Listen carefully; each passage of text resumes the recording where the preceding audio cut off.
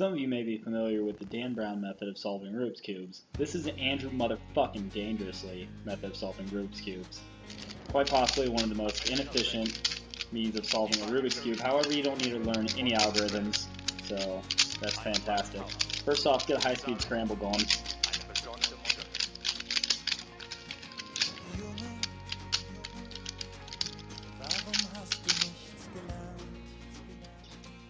Secondly, you're going to make 2x2x2 cubies on the Rubik's Cube.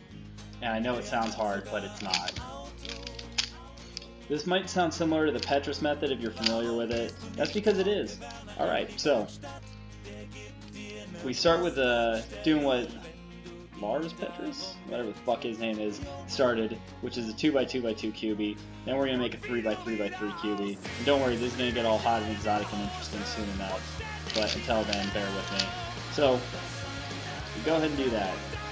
We've got 2x2x3 going on here. Now we got to put in the last side.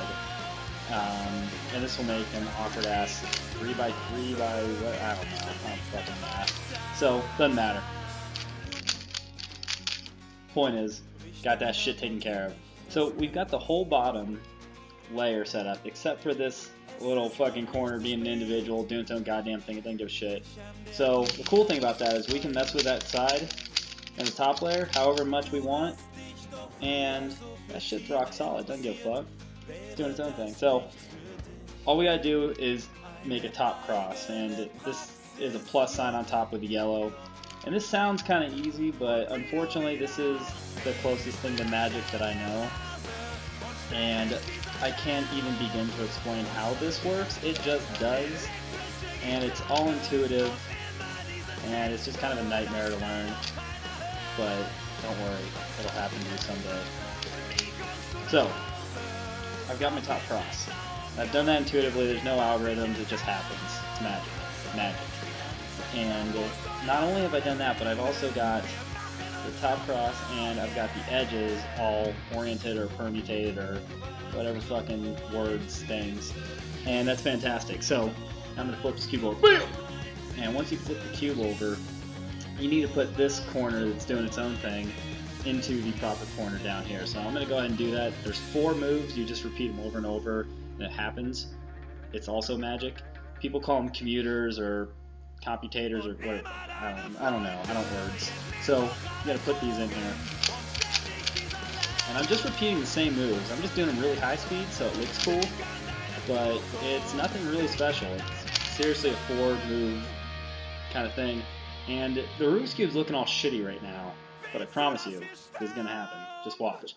I'm just going to finish up this last corner here.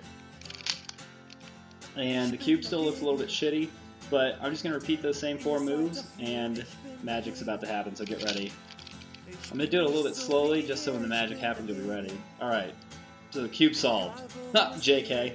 These 2 fucking headlights over here, being assholes, they don't care, they don't give a shit what I'm trying to solve, they're just doing their own thing, so I'm going to sort them out. I'm going to sort their life out. I'm going to rotate the cube again, and I'm going to put them on bottom. Now what I'm going to do is I'm going to do those same 4 moves, and I'm going to orient them properly. And I'm just going to keep repeating these moves until it's looking good. And then I'm just going to keep doing this, and eventually... Oh yeah, this is going to happen. You get ready. Oh!